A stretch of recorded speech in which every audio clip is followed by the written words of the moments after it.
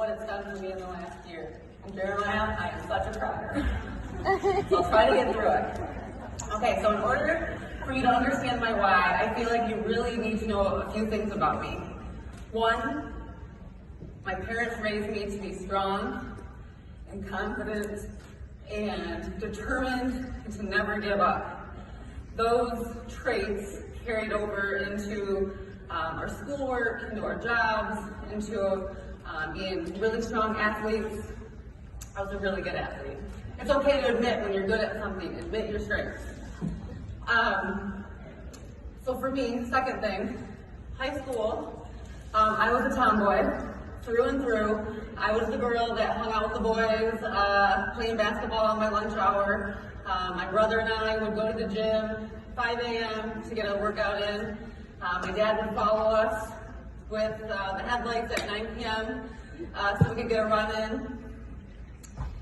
But because of that, because of my relationships, being a tomboy, hanging out with the boys, the girls, besides my two childhood friends, the girls were not as kind to me. So my high school life looked a little bit different. I didn't have the friends. I wasn't the girl that got invited to the sleepovers or the girl that got invited to the trips to the mall, things like that.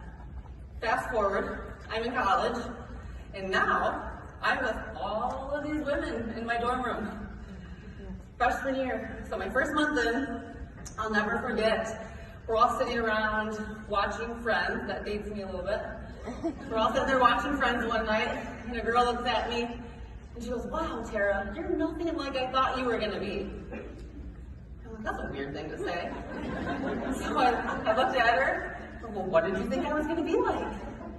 She goes, honestly, she goes, you walked into the room, first day, you were so confident when you walked into the room, you were so put together, I thought you were really pretty. I assumed you were going to be really high maintenance and a total brat. She used a different word, but we'll go with brat. In my mind, I looked at her. She had no idea what I was going through. She saw the strong, confident person. I'm so proud that I carried myself that way. But she didn't know that I'd been fighting a very dangerous eating disorder since I was 17, and that I would continue to fight that until I was in my mid-20s. No, she saw the strong, confident person. So in that moment, I changed who I was. I wanted to be invited to the parties. I wanted to be included. So I changed who I was. Fast forward again, I'm now a mom. I have a 3.5-year-old and a newborn at home.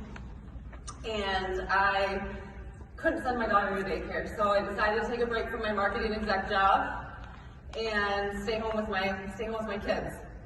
Of course, I couldn't sit and do nothing. So I decided to start my own health and wellness blog. Loved it. My marketing background came into play. I had so much fun with it. But I wanted to build this community where women could come to feel uplifted and supported and to have that community. But I knew that I needed to offer them something more, something tangible, whether that was a product or a service, something. So that's when I met Allie Cole on Instagram. I bought a pair of black pocket capris, not just any, these ones right here. I brought them with me today because these are very symbolic for me. I put those leggings on that day and I felt amazing, I felt strong, I felt confident just like I did all those years ago. And I knew that I had to bring that to my community. So I joined, I jumped all in, I bought the $800 kit at the time. My husband was like, if you're gonna do it, you might as well do it.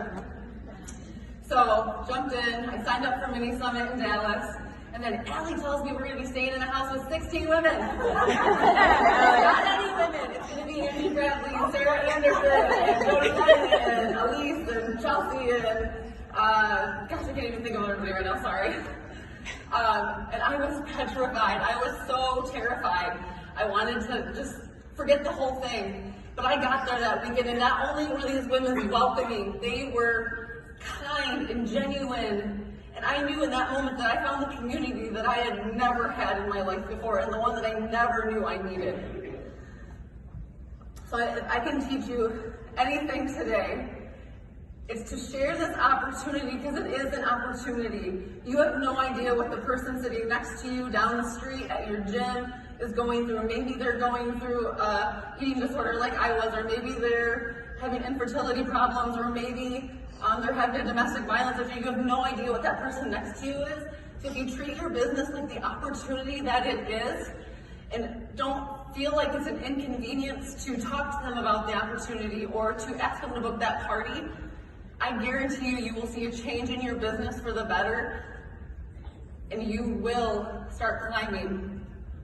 So thank you, Aaron and Jeremiah and Brenda and Zach, for giving me the community that I never had before, and one that I will always be grateful for.